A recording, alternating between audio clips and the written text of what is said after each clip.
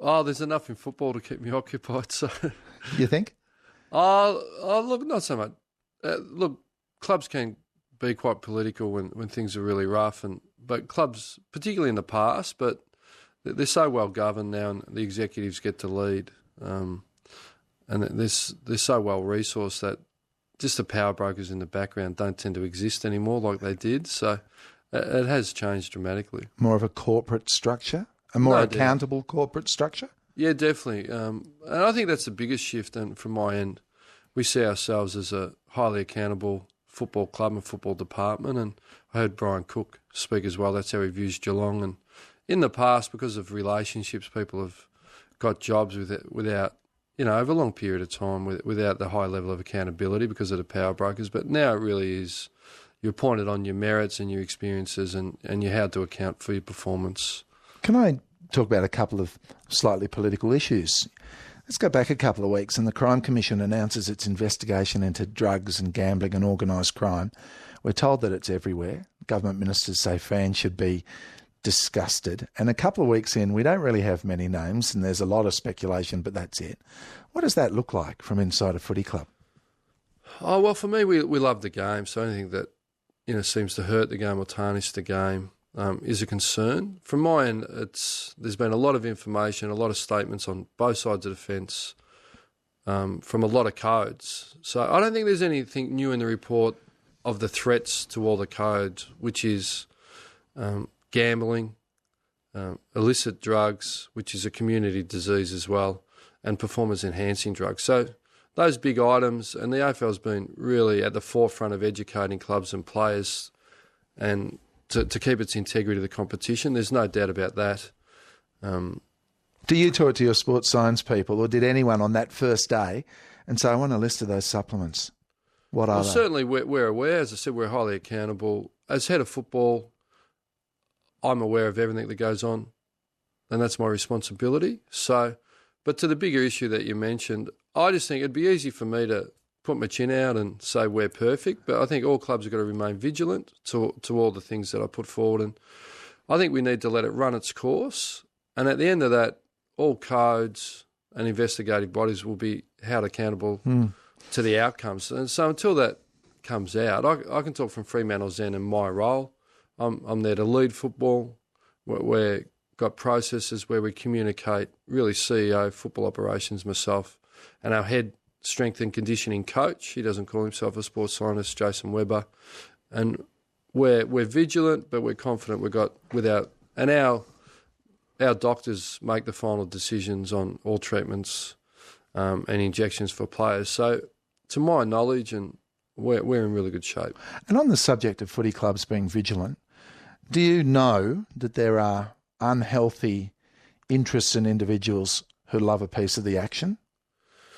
Well, I think in your dealings, you come across different segments and subcultures of society that and a lot of people have.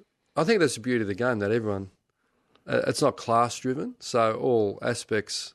It's very good secular, and bad. Isn't it? It's very secular, and the good and bad. So relationships will be formed that aren't always ideal, and that's where you're trying to put an old head on young shoulders and guide them and make sure they don't go down the wrong path. And is that where that corporate structure probably comes in and is a bit firmer about the nature of those relationships? Yeah, I think certainly relationships coming into the club in an official capacity, there's strong screening, but often these things occur informally and in social settings, and you're relying on all club personnel understanding what's right and what's wrong. Hey, the AFL says that Melbourne Football Club didn't deliberately lose matches in 2009, but it chooses to fine the club $500,000 and suspend Chris Connolly and Dean Bailey. So have they done something wrong or have they not? Well, from the outside, clearly to have a punitive measure applied, the AFL have deemed that there's been some actions that were not to their taste or not appropriate. So I think in simple terms, the wider issue that was thrown out, which is tanking, I think everyone's struggling to define on what it is, and it's been under the law of bringing the game into disrepute. So the AFL have investigated it, deemed that appropriate, and from afar it's really hard to make a judgment. But do you think Melbourne did bring the game into disrepute in 2009? I don't think it's my role to judge that. I'm not aware of all the facts, and I know Dean Bailey personally. You coached teams that played against them in 2009, though. If there is a suggestion of this, then it is a blight on the game. Is the problem the definition, that thing of, is deliberately not giving your best the same as tanking? Do we have to find a better definition? What do you think the definition for tanking is? I think it's deliberately not giving your best. Yeah, okay. Well, for me, I've never been involved with a club that has deliberately moved away from trying to win a game of AFL football. So I think that's where it's best for me to leave it. I'll leave it to the powers that be. Clearly, they've made a judgment of bringing the game into disrepute, and those people have had their appropriate penalties. But it would be a blight on the game if that was to occur. Can I talk about your fantastic football team? We were watching Chris Mayne on the television the other day, writhing in pain, thinking he's going to be out for weeks, and we didn't know at the same time that Aaron Sandilands was suffering what appeared to be a more serious injury. Will he really miss the first 3 or 4 rounds of the season? Yes, certainly. Well, we weren't aware either. In my post-match press conference, we're really confident with Chris, and that's the way it's panned out. And I had my heart in my mouth as well because he's a special young man and player. And Aaron, it seemed innocuous, and he walked off. He took himself off, and we were confident at that stage, but that it was just a glute tightness. And then they conducted all the tests, sent him in for a scan, and there's been a partial tear of a tendon. But my experiences with hamstring tendons are significant. Nick Rewalt went down with a fully torn hamstring tendon, Josh Mellington. And what I know is it's only 25% of one of where you have 3 attaching. So we're really confident. 8 weeks would be maximum. There's really orthokine treatment that promotes healing for tendons, and that when they heal tendons, they're as strong as they've ever been. So we're really confident he'll play an important part for us. For a time last year, you would have heard people say things like, wow, sometimes the Dockers play better without Sandy. Was it, from the perspective of you, the coach, ever true last season that the Dockers played better when Jonathan Griffin was there, or that protracted period where Sandy had sore toes? No, the facts are when Aaron went down against Richmond, John Griffin stepped up and assumed the mantle and executed his role magnificently. We played some of our best football for the year. There's no doubt about that. And then when Aaron came back, to the point when Aaron was available, he was picked for East Fremantle. So just to clear that up again, Aaron wasn't picked, and John did suffer a groin injury in the warm-up. And then when Aaron returned, I think he knew he had to really demonstrate what he was capable of, and he played some really good football as well. This time last year, I guess you were still introducing yourself to a team and to the kind of football you wanted it to play. What's different for season 2? I assume on one level it's easier. Oh, it's certainly 18 months in. I was appointed September 16 last 2011, so it's 17 months, and a lot has changed. I feel that we've put a lot of good foundations in. Simple terms to the Dockers supporters, we have the same minutes for pre-season, but we've got the majority of players do those minutes or kilometres at a higher intensity. So more players are fitter and have done it at a higher level, and we've embedded how we want to play. We've got a really good foundation, but previous experience tells me that you can't rely on that you have to bring it to life again. And we're using the NAB Cup series to do that. And I thought we made a really positive start, really, in both games. And we're really well positioned with availability and understanding. And culturally, the way we do things, our team dynamic is really strong, and we've got a great launch pad to mount a serious campaign in the AFL. Did you exceed your own expectations for your first season in hindsight, or had you always expected that team to be good enough to perform as it did last season? I never set win-loss, and I did come in unknown. There's no doubt about that, and I'm on record as that. But the players' work ethic was really strong, and I'm really confident if a group of young men have a purpose and a coaching panel at club, and everyone works together and works incredibly hard and abnormally hard.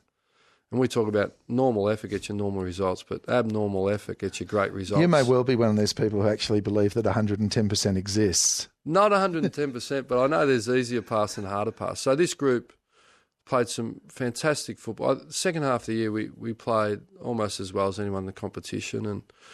And so it would have been great to get to the prelim, but it was a missed opportunity. But failure's feedback. We need to improve. Failure's feedback. What feedback have you got from the fans? What do you make of this place that you now live in, be it the football culture and the broader experience of living in Perth? The broader experience is my family and my wife and children in particular are thrilled. They've assimilated really well. We love it. We love Perth. We love everything it's got to offer. And my wife has said she'd love to be here permanently. So that's personally. So that couldn't have gone any smoother than that. And the Dockers... How's your marriage? I'm assuming it's strong. Well, I'm far from perfect. So if she stays, yeah, I assume you would. Back, no. Yeah. It's... But for me, the Dockers, there's a couple of things. The real understanding of the rivalry between the two Perth clubs. Yeah. And after the first derby wasn't fantastic. And then the second one really... So I understood really, and the home derby for the Dockers, which is round one this year, which is... Yeah. Really does add some spice. And then certainly, the home crowds are passionate, but the Geelong final... when the chant was going around the MCG, and you almost get a bit emotional because it was just amazing feeling. I just thought, this has got a real heart and soul, this foot, and a real passion. And I can tell 16 years of hard work. I spent a very long time barracking for the Dockers in Melbourne, and I rarely got to hear the Docker chant going around the MCG, and it always sounded small. Does it sound much bigger to you these days? Oh, it was huge. I could hear it from the box. I was, during the last quarter, it was unbelievable. Did you ever tear up? As a coach, you're really proud of your players' efforts, and talking about it now, but it's such a fleeting moment. We crave more of it. Are you nearly sobbing in front of me here? Or am I getting you close? But over the Foxtel, you put it on. It's just when you see people get reward for a lot of hard work against a great football team. But it's the past now. Unfortunately, it's going to count for nothing. But it gave me an understanding of what we run down and represent every week. It's a hard observation that a coach has to make. It's in the past now, it counts for nothing. But it has to count for something, doesn't it? Well, it gives you understanding and depth of understanding and a sharp focus on why you exist and why I'm in my job, to represent those people in a manner that they expect. Who do you want Docker fans to keep an eye out for in 2013? We've got some real excitement. Michael Walters has continued on. And then on the weekend we saw Tom Sheridan, Cam Sutcliffe and Jaden Pitt really step up to a level. Has Michael been a bit of a pet project for you? Because he is a hugely improved footballer, and the impression I get is that you have helped him get a lot out of the game that he wasn't getting before. We held Michael to account to really high standards and said submit to them or leave, basically. And he went away and thought about it, and then he brought back in. So as senior coach, I helped create the environment, but Steve Grace, our development coach, worked really closely, daily contact, and really helped Michael. But ultimately, it was Michael that made the decision, and we just provide the environment. They do the work. Do you need to tell young players that they are privileged? I know they have to do a lot of work. Yeah, they work really hard. We remind them that it's a wonderful opportunity, and we had a meeting last week. We've got 22 of our 45 studying degrees, undergraduate degrees at university, which is a really good number. And then a number of other players doing. So there would be 6 players exploring, the old exploring opportunity. So we just said, it's a wonderful opportunity for you, but we want you to be more than footballers. We want you to be off-field, have something going for you as well. So, and football's a great vehicle to be able to study and but as Anthony Morabito has learnt, it can be very cruel, just as you learnt in your own career that injuries do destroy promising careers. Yeah, it's fleeting. It can be really fleeting, and Anthony is an acute case for them to be aware of. But your reality is your own, and everyone just worries about their own. But we do impart. It's a privileged position. You've got a wonderful opportunity, but there's a lot of hard work to go with it. My guest is Ross Lyon, coach of the Fremantle Dockers. You say you don't do the win-loss thing. Mark Harvey never liked the F word for finals. You end up this kind of stupid game that the media plays with coaches. Tell us, are you going to make the finals? Will you be there? Does any coach actually announce an expectation for the season beyond saying we expect to improve or want to improve? Well, I think everyone does it differently. I think, me personally, our aim objective is to play finals. If we didn't play finals this year, we'd be bitterly disappointed.